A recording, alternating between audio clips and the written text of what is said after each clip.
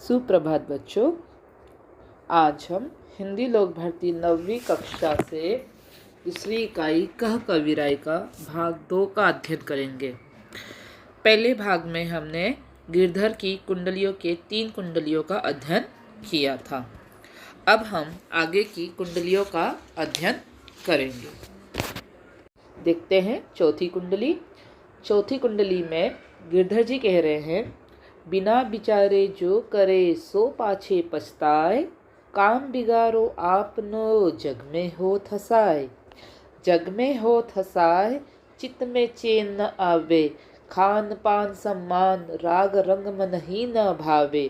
कह गिरधर कविराय, दुखु कुछ टरत न टारे, खटकता है जी हमाही, कियो जो बिना विचारे। इस कुंडली में गिरधर जी हमसे यह कहना चाहते हैं कि यदि कोई व्यक्ति कोई भी कार्य बिना विचारे करता है तो उसे बाद में पछताना पड़ता है।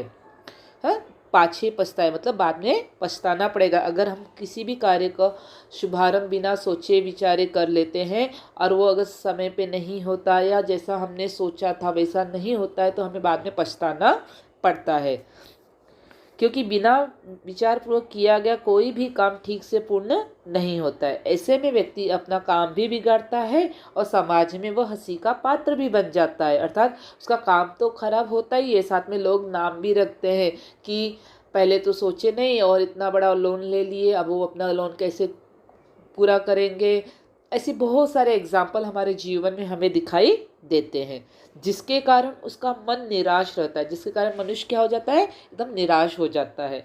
उसके मन को शांति नहीं मिलती है, वो हमेशा सोच विचार में लगा रहता है कि दुनिया मेरे बारे में क्या सोच रही है, इसलिए उसके मन में शांति नहीं मिलती है।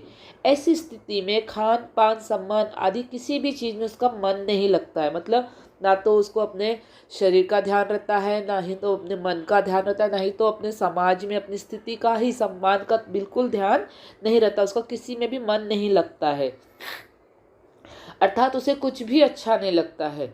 गिरधर कवि यहाँ कहते हैं कि चाहे कुछ भी हो जाए, मतलब गिरधर जी हमें यह चेतावनी दे रहे हैं, चाहे जो भी हो लेकिन उसके मन से वो दुख दूर नहीं होता। कौन सा दुख? जो उसने बिना सोचे विचारे कार्य किया था और अब वो पछता रहा है, वो दुख उसके मन से कभी दूर नहीं होता और ना ही उसे टाल सकता है। मतलब कि वो गले की एक हड्डी जैसा हो जाता है, ना ही निगलते बनता है ना ही तो उगलते बनता है। बार बार उसके मन में वही बात खटकती रहती है कि उसने बिना विचारे किए काम क्यों किया। मतलब हर बार वो अपने आप को कोसता रहता है, अपने आप को ब्लेम करता रहता है कि पहले मैंने क्यों नहीं सोचा इसके बारे में। उसे अपने अनजाने में की गई इस गलती पे पछतावा भी होता रहता है। तो इस कुंडली से हमें क्या सीख मिलती है कि कोई भी काम बिना विचारे नहीं करना चाहिए, क्योंकि उससे बाद में पछताना पड़ता है। उसके बाद हमारे हाथ में उसको सुधारने का अवसर नहीं मिलता है, हमारे हाथ में कुछ भी नहीं रह जाता है। इसलिए बिना विचारे कोई भी कार्य करना नहीं चाहिए। 5वीं कुंडली में गिरधर जी कह रहे हैं कि बीती ताही विसारी दे, आगे की सुधि ले, जो बनी आवे सहज में, ताही में चित दे। ताही में चित दे, बात जो बनी आवे, दुर्जन हंसे न कोय, चित में खता न पावे। कह गिरधर कविराय, यह करू मन परितीति, आगे की सुधि ले, समझू बीती सो बीती। इस कुंडली में गिरधर जी कह रहे हैं कि व्यक्ति को जो भी बात बीत गई है उसे भूल जाना चाहिए।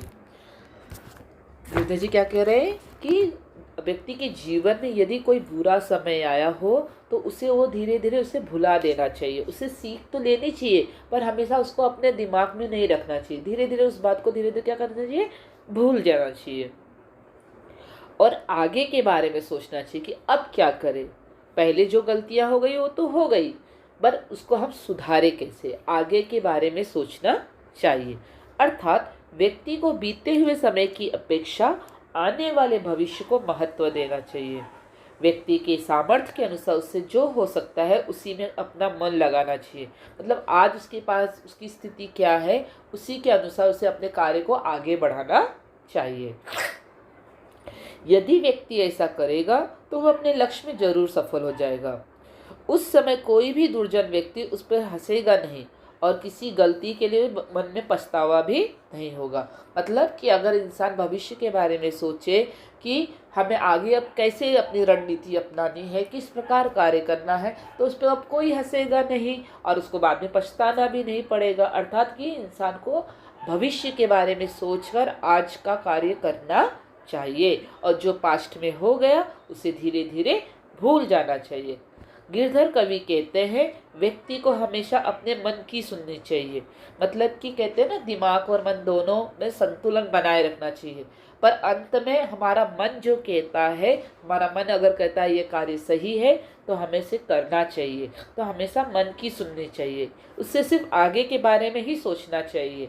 जो बीत गया सो बीत गया, अतः उसे भूलना ही बेहतर है।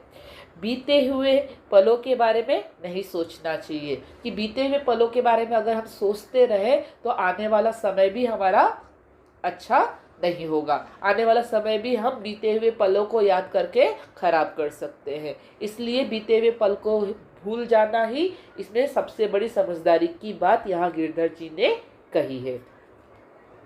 अब हम अंतिम छठी कुंडली पे ध्यान देंगे कि गिरधर जी इस कुंडली में हमसे क्या कहना चाह रहे हैं। गिरधर जी कहते हैं कि पानी बाढ़ो नाव में, घर में बाढ़ो दाम, दोनों हाथ उछलिए यही सयानो काम, यही सयानो काम, राम को सुमरन कीजिए, पर स्वास्थ्य के काज शीश आगे कर दीजिए। कह गिरधर कविराय बढ़ने की यही बानी, चलिए चाल सुचाल, राखिए अपनो पानी। इस कुंडली में गिरधर जी ने कहा है कि यदि नौका में पानी भरने लगे तो दोनों हाथों से पानी को बाहर निकालते रहना चाहिए, इससे नौका डूबने से बची रहेगी। अर्थात यहाँ पे गिरधर जी कह रहे हैं कि एक एग्जाम्पल दे रहे हैं कि यदि हम किसी नाव की यात्रा कर रहे हैं और नाव में पानी भरने लगे तो हमें दोनों हाथों से पानी को बाहर निकालना चाहिए, उससे नाव डूबेगी नहीं।